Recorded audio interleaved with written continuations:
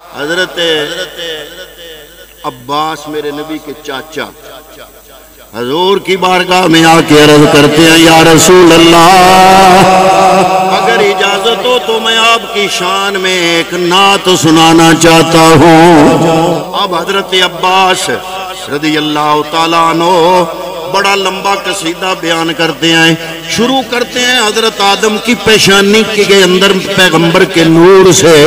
اگر میں وہ سارا قصیدہ بیان کروں، اس کا ترجمہ کروں تو ٹائم اوور ہو جائے گا۔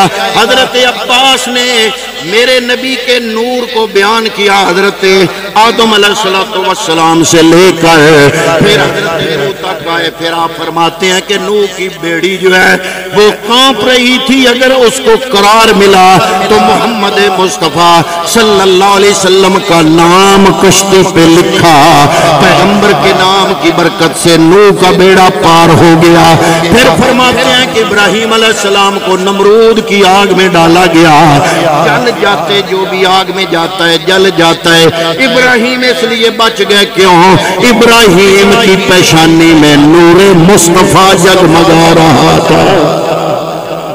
آپ فرماتے ہیں وردت نار الخلیل مقتتمن تجول فیہا لست تخترقو۔ حضرت عباس کے لفظ ہیں اور کسی اور محفل میں بیان نہیں ہوئے۔ حضرت عباس میرے پیغمبر کی بارگاہ میں یہ الفاظ حضرت عباس پیغمبر کے چچا بیان کر رہے ہیں۔ لفظ پھر دوبارہ سنو، فرماتے ہیں وردت نار الخلیل مقتتمن، یا رسول اللہ پھر آپ کے نور کو نار نمرود میں ڈالا گیا، مقتتمن تجول فیہا لست تخترقو۔ اگر ابراہیم آگ سے بچ گئے، جلے نہیں، تو وجہ آپ کا نور تھا۔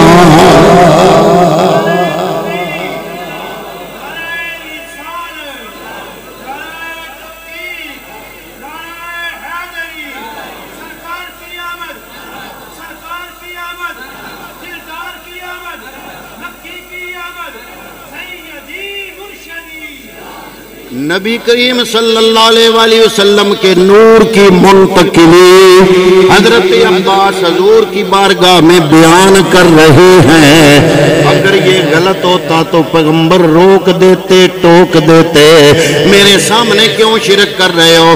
پر پیغمبر جھوم رہے ہیں اور حضرت عباس میرے پیغمبر کا میلاد پڑھ رہے ہیں۔ حضرت عباس نے آگے کیا شعر کہے؟ آپ فرماتے ہیں تن کے لو من صلبن الا رحمن حتی اذا مضا عالما بدا طبق۔ آپ فرماتے ہیں کہ پھر طبق در طبق عالم بدلتے گئے اور آپ کا نور ایک نسل سے دوسری نسل میں منتقل ہوتا گیا۔ پھر جب حضرت آمنہ سے آپ کی ولادت ہوئی، وہ شعر سنو، حضرت عباس نے پیغمبر کے سامنے بیان کیے۔ حضرت عباس عرض کرتے ہیں وانت لما ولدتا اشرقت الارض وضاعت بنور کل افق۔ جب آمنہ کی گود سے آپ کے نور کا ظہور ہوا تو صرف آمنہ کی گود ہی منور نہیں ہوئی، بلکہ سارے آسمان آپ کے نور سے منور ہو گئے۔ کون بیان کر رہا ہے نبی کا میلاد؟ عباس۔ اگر میلاد بیان کرنا شرک ہے، سب سے پہلا یہ شرک پیغمبر کی محفل میں عباس نے بیان کیا، اور پیغمبر ان کو دعا دے رہے ہیں جو تم نے کہا درست کہا، اللہ تعالیٰ تیرا منہ سلامت رکھے۔ وہ بڑی عمر کر کے فوت ہوئے، بے شمار عمر تھی ان کی، بڑھاپے میں بندے کے دانت گر جاتے ہیں، آخر تک حضرت عباس کا چہرہ سلامت تھا، کیونکہ پیغمبر نے دعا دی ہوئی تھی۔ یہ مصطفیٰ کے کریم کے نور کی منتقلی کا عالم حضرت عباس مصطفیٰ کی بارگاہ میں بیان کر رہے ہیں۔ یہی بات ہم پنجابی میں عرض کرتے ہیں، حضرت عباس نے عربی میں کی، ہم پنجابی میں کہتے ہیں کہ نور ازلی چمچمیا غائب ہو گیا، کملی والا گیا ہر تھان سویرا ہو گیا۔ پھر کیا ہوا؟ حضرت عبد المطلب میرے نبی کے دادا جان، آپ فرماتے ہیں خصائص کبریٰ حضرت ابو نعیم جلد نمبر 1 صفحہ نمبر 82، آپ ایک روایت درج کرتے ہیں حضرت عبد المطلب کی۔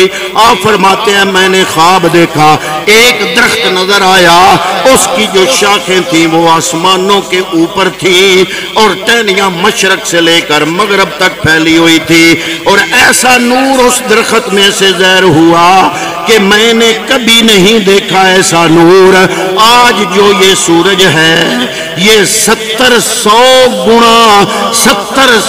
گنا بڑھ جائے پھر بھی وہ نور زیادہ ہے۔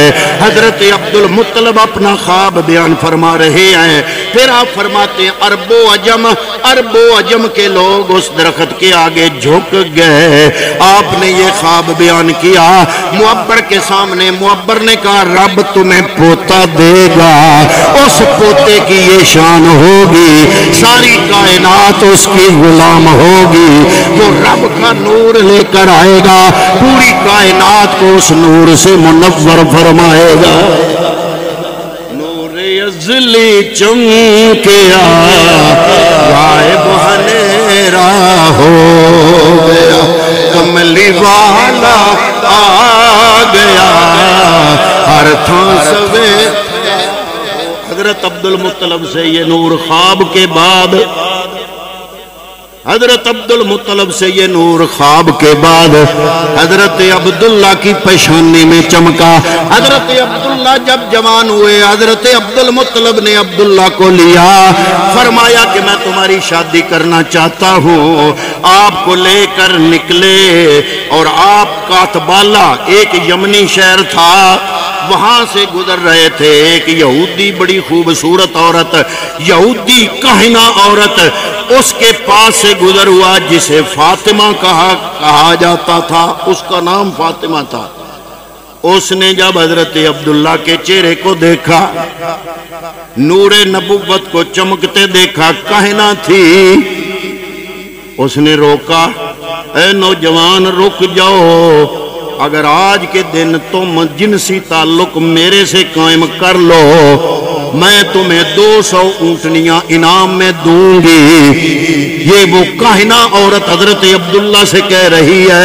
حضرت عبد المطلب آگے آگے جا رہے ہیں، لیکن حضرت عبداللہ نے فرمایا یہ گناہ ہے، یہ ایسا کام ہم نہیں کرتے، شادی ہو تو پھر کرتے ہیں۔ آپ آگے چلے گئے، آگے جب گئے تو آپ کی ملاقات وہب کے خاندان سے ہوئی، ان کی بیٹی حضرت آمنہ کے ساتھ آپ کی شادی ہوئی۔ 3 دن آپ اپنی زوجہ کے پاس رہے، جب 3 دن رہنے کے بعد واپس آئے، رستے میں پھر وہی عورت ملی، اس نے پھر روک لیا، پھر چہرے کو دیکھا، اس نے کہا سچی بتانا مجھ سے پچھلی ملاقات میں جدا ہونے کے بعد تو نے کیا کام کیا؟